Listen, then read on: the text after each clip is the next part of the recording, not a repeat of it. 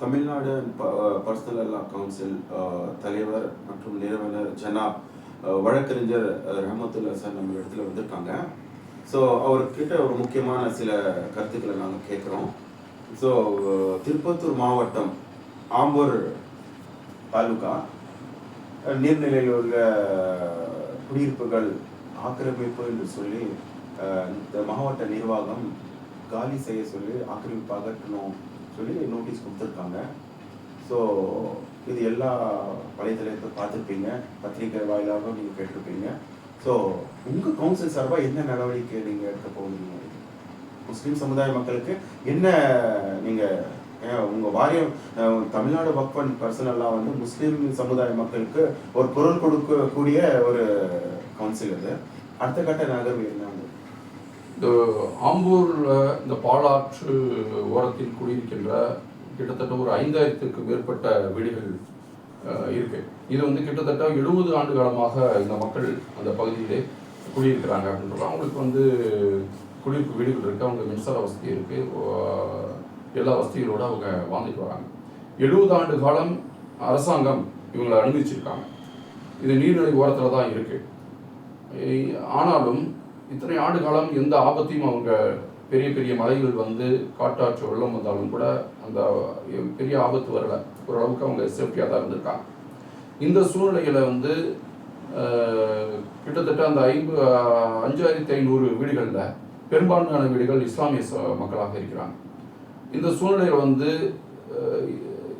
மாவட்ட நிர்வாகம் அந்த மக்களை வந்து காலி செய்ய சொல்வது, அதற்கான நோட்டீஸ் கொடுத்திருப்பது வந்து பெரும் அதிர்ச்சியை அந்த மக்களிடத்தில் ஏற்படுத்தியிருக்கிறது. எதற்காக, எந்த உள்நோக்கத்தோடு இந்த அரசாங்கம், தமிழக அரசாங்கம் எந்த உள்நோக்கத்தோடு இந்த மக்களை காலி செய்ய சொல்கிறது? உண்மையிலேயே நீர்நிலைகள்னால் அந்த மக்களுக்கு பாதிப்பு ஏற்பட்டுவிடும், காற்றாற்று வெள்ளம் வந்துவிடும், அதனால் இந்த மக்கள் பாதிக்கப்படுவார்கள் என்ற எண்ணத்திலே தமிழக அரசாங்கம் இந்த முயற்சியை, இந்த திட்டத்தை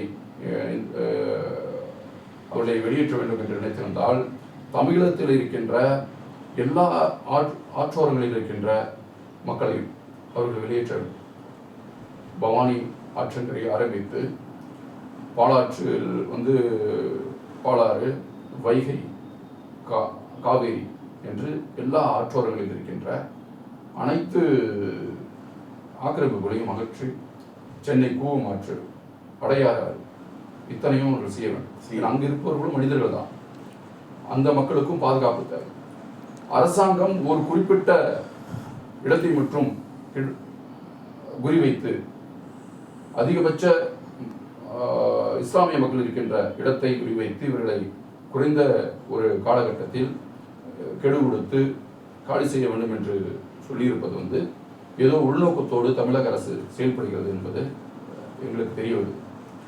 உண்மையிலேயே அங்கு அந்த மக்களுக்கு ஆபத்து வரும் நீர்நிலையிலிருந்து அவர்களை பாதுகாக்க வேண்டும் என்று நினைத்தால் தமிழக அரசு அவர்களுக்கு மாற்று இடத்தை ஏற்படுத்தி கொடுத்து, அவர்களுக்கு வீடுகள் கட்டி கொடுத்து, ஒரு அவகாசத்தை கொடுத்து அவர்களை காலி செய்ய வேண்டும்.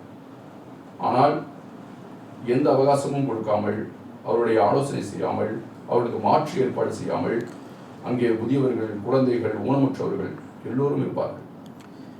இவர்களுக்கு எவ்வித ஒரு ஏற்பாடும் செய்யாமல் திடீரென்று காலி செய்ய சொல்வது மாபெரும் மனித உரிமை மீறல். இதை தமிழ்நாடு வக்ஃப் அண்ட் பர்சனல் கவுன்சில் கடுமையாக கண்டிக்கிறது. தமிழக அரசு இதை மறுபரிசீலனை செய்ய வேண்டும். உடனடியாக அவர்களுக்கு மாற்று இடங்களை வழங்கிவிட்டு, மாற்று ஏற்பாடுகளை செய்துவிட்டு, அவர்களுக்கு வீடு கட்டி கொடுப்பதற்கான அனைத்து திட்டங்களையும் செய்து கொண்டு வர வேண்டும். அதற்கு இஸ்லாமிய அமைப்புகளும் இஸ்லாமிய செல்வந்தர்களும் அந்த திட்டத்திற்கு வீடுகள் கட்டி கொடுப்பதற்கு முன்வந்து தேவையான உதவிகளையும் செய்வதற்கு முன்வர வேண்டும் என்று தமிழ்நாடு வக்ஃப் அண்ட் பர்சனல் கவுன்சில் சார்பாக. இன்னொரு இரண்டாவது கேள்வி, என்னுடைய கேள்வி, நீர்நிலை ஆக்கிரமிப்பு சட்டம் என்ன சொல்லுது? நீர்நிலை ஆக்கிரமிப்புகளை பொறுத்தவரை உயர்நீதிமன்றம் சரி, உச்ச நீதிமன்றம் சரி கடுமையாக அது வந்து ஒரு சட்டத்தை வலியுறுத்த வேண்டும் என்று சொல்கிறோம். அது நீர்நிலை ஆக்கிரமிப்பை யார் செய்திருந்தாலும் அது வந்து தவறு. ஏன்னால் நீர்நிலைகள் என்பது தமிழகத்தில் வந்து மிக முக்கியமான விஷயம். ஆயிரக்கணக்கான குளங்கள் இருக்கிறது, ஆயிரக்கணக்கான ஏரிகள் இருக்கிறது. அத்தனை ஏரிகளும் பாதிக்கும் மேற்பட்ட ஏரிகள் வந்து இன்று காணாமல் போய்விட்டது. இப்போ சென்னை, செங்கல்பட்டு, திருவள்ளூர் பகுதியில் பார்த்தீங்கன்னா, காஞ்சிபுரம் பகுதியில் பார்த்தீங்கன்னா இருந்த ஏரிகள், பாதிக்கும் மேற்பட்ட ஏரிகள் காணாமல் போய்விட்டது. பாதிக்கும் மேற்பட்ட ஏரிகள் ஆக்கிரமிக்கப்பட்டு அங்கு பெரிய பெரிய கட்டிடங்கள் கட்டப்பட்டிருக்கிறது. அரசு நிறுவனங்கள் இருக்கு. பெரிய பெரிய காவல் நிலையங்கள், நீதிமன்றங்கள் கூட நீர்நிலைகளை கட்டப்பட்டிருக்கிறது. ஆக நீர்நிலைகளை அகற்ற வேண்டும், நீர்நிலைகளுக்கு இந்த கட்டணங்களை ஆற்ற வேண்டும் என்பது பிரதான கோரிக்கையாக மக்களிடம் இருக்கிறது. நீதிமன்றங்களும் நிறைய தீர்ப்புகளிலே அந்த நீர்நிலைகளை பாதுகாக்க வேண்டும் என்று சொல்லியிருக்கிறது. அதில் எவ்வித மாற்று கருத்தும் இல்லை. அதை நாம் தமிழ்நாடு வருஷங்களுக்காக நாங்கள் எதிர்க்கவில்லை. தமிழக அரசை நாம் பாராட்டுகிறோம். அதே சமயத்தில் குறிப்பிட்ட ஒரு இடத்தில் மட்டுமே அதை நிறைவேற்ற வேண்டும் என்று நினைப்பது என்பது குறிப்பிட்ட மக்களுக்கு எதிரானதாக நாங்கள் கருதுகின்றோம். ஒரு பாரபட்சமாக கருதுகின்றோம். குறிப்பாக வாணியம்பாடி தொகுதி திராவிட முன்னேற்ற கழகத்தின் கூட்டணியில் அங்கம் வைத்த இந்திய யூனியன் முஸ்லீம் லீக் வெற்றி பெற்ற சட்டமன்ற தொகுதியாக இருக்கிறது. அதனால ஆம்பூர் மக்களும் அந்த தொகுதியை உடன்பட்டிருக்கிறார். அதனால் இஸ்லாமிய மக்கள் அதிகமாக இருப்பதால் அந்த தொகுதி மக்களுக்கு இடையூறு செய்வதற்காக தமிழக அரசு இதை செய்திருக்கிறோமோ என்கின்ற ஒரு கவலை எங்களுக்கு வருகிறது, ஒரு சந்தேகம் வருகிறது. இதை தமிழக அரசு மறுபரிசீலனை செய்ய வேண்டும். இதே என்னுடைய அடுத்த கேள்வி, இதே போல தமிழ்நாட்டில் நிறைய நீர்நிலை ஆக்கிரமிப்புகள் செய்யப்பட்டுள்ளது. அவங்களுக்கு என்ன நடவடிக்கை, என்ன எடுக்க போறீங்க, ஆக்ஷன் எடுக்க போறீங்க? என்ன அடுத்த கட்ட உங்க நகர்வு என்ன? அடுத்த கட்ட நகர்வு என்று சொன்னால், தமிழகத்தில் இருக்கின்ற அனைத்து நீர்நிலைகளில் உள்ள ஆக்கிரமிப்புகளை அகற்ற வேண்டும் என்று தமிழக அரசுக்கு கோரிக்கை வைக்கிறோம். அத்தனை ஏரிகளையும் குளங்களையும் தூர்வாரப்பட வேண்டும். அந்த ஏரிகளிலும் குளங்களிலும் இருக்கின்ற நீர்நிலையில் இருக்கின்ற கட்டிடங்களை அகற்ற வேண்டும். அப்படி அகற்ற அவர்கள் தவறினால் உயர்நீதிமன்றத்தின் மூலமாக பொதுநல வழக்கு தாக்கல் செய்து அரசு கட்டிடங்கள், தனியார் கட்டிடங்கள் அத்தனையும் அகற்ற வேண்டும் என்று நாங்கள் வழக்கு தாக்கல் செய்ய முடிவு செய்திருக்கிறோம். என்னுடைய அடுத்த கேள்வி, இந்த அளவுக்கு நீர்நிலை ஆக்கிரமிப்பு அவங்களுக்கு பர்மிஷன் கொடுக்குறாங்க. அரசு அதிகாரிகள் தானே பர்மிஷன் கொடுக்குறாங்க. எப்படி கொடுக்குறாங்க? அரசு சட்டம் தெளிவாக இருந்தாலும் பொதுப்பணித்துறை மற்றும் இந்த குடியிருப்பு கட்டுவதற்கான அனுமதிகள், கட்டிட அனுமதி, மின்சார வாரியம், இவர்கள் எல்லாமே பார்த்தீங்கன்னா முறைகேடுகள், லஞ்சம் அப்படின்றதுனால தான் இது நிறைய கொடுக்குறாங்க. இது நீர்நிலைகள் கொடுக்கக்கூடாது அப்படின்னு நினச்சாங்கன்னா ரெஜிஸ்டர் வாங்கி பார்த்தாங்கன்னா தெரிஞ்சிடும் இது நீர்நிலையில் இருக்கா இல்லையான்றது. ரெஜிஸ்டரில் நீர்நிலைகள் இருக்கு, நீர்நிலை என்று காட்டப்பட்டிருந்தால் அந்த இடங்களில் கட்டிட கட்டுவதற்கு அனுமதி இல்லை என்று சொல்லலாம். ஆனால் ரெஜிஸ்டரை யாருமே பார்ப்பதில்லை.